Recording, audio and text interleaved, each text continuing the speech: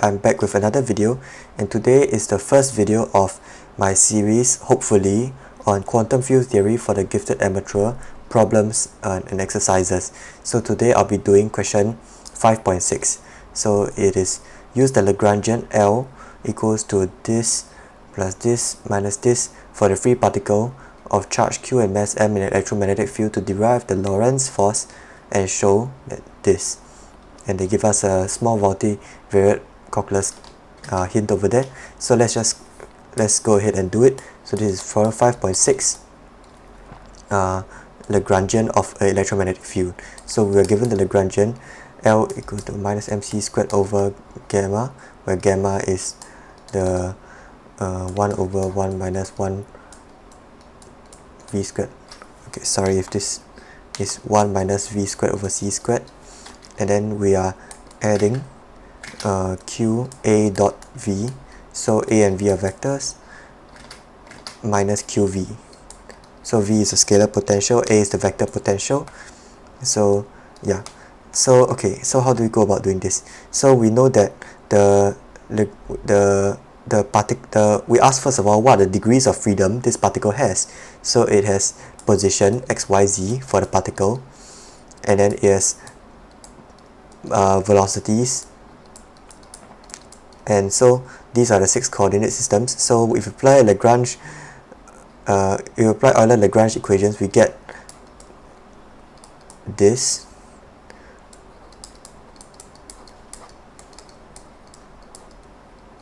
And same for the other coordinates y and z. So if we write it in a more compact form, we can write it as d over dt gradient with respect to v, where v is the vector, L equals to gradient of L, where this gradient is respect to x. So how do you compute this? So first of all, let's do the derivative with respect to v of 1 over gamma, and that is equals to gradient of v 1 minus v squared over c squared. So what do we notice? We notice that this is 1 over 2 square root 1 minus v squared over c squared, and then you chain rule, this is minus 2v. Yeah, so this is in turn equals to minus v gamma. So on the left hand side we have d over dt. So the first term would be this one, there's a 1 over c, v is over c squared, so this is over c squared. So the first term would be, the minuses cancel out, so you substitute this into there, and what do we obtain? We obtain mv gamma.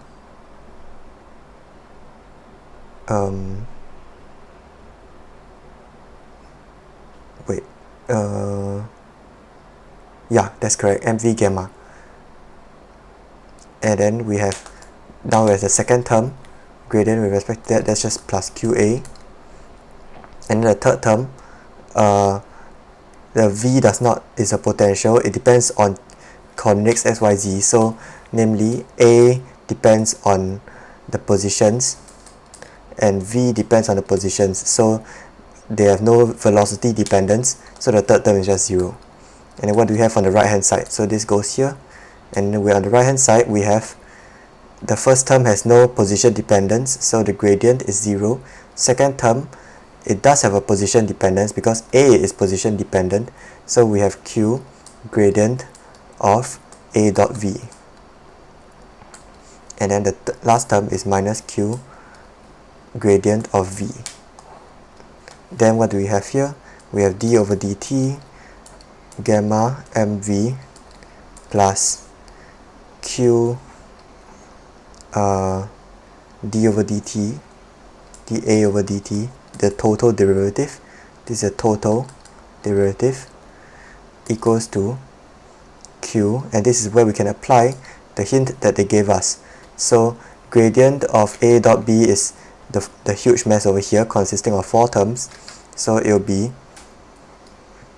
v dot gradient A plus A dot gradient V plus V cross curl of A plus A cross curl of V minus Q gradient V. So what do we get?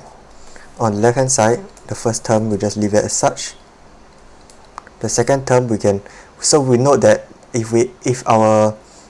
how is our A changing? Our A depends on R, and so if we take the total derivative, is equals to the partial derivative of A plus how the individual R's are changing. So R dot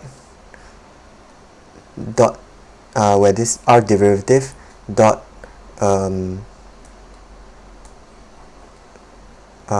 dot gradient of A. Correct. So then the second term will be Q, this partial derivative plus Q V dot gradient A. And what do we see over here? We see over here that the first term is kept. First term we just copy it down, Q V dot gradient A. The second term, we have a gradient of a velocity, and that is just 0 because the velocity has no position dependence. The third term looks something like a magnetic field, so it's plus Q V cross B. And the fourth term, once again you have a curl of a velocity vector, which is just 0, so it cancels out. Then the last term we have minus Q gradient V. Okay, next line, we copy the first term. Now this term and this term cancels. Then on the right hand side we have Q V cross B plus Q minus gradient V minus derivative of A, partial derivative of A, and then this is just Q V cross B, and this is just E by definition. So we have Q E plus V cross B, and that is in fact the answer that we're supposed to arrive at. So with this, we have concluded the proof that this Lagrangian gives us the Lorentz force. I hope you have enjoyed this video. If so, leave a like and subscribe, and stay tuned for another episode. Thank you.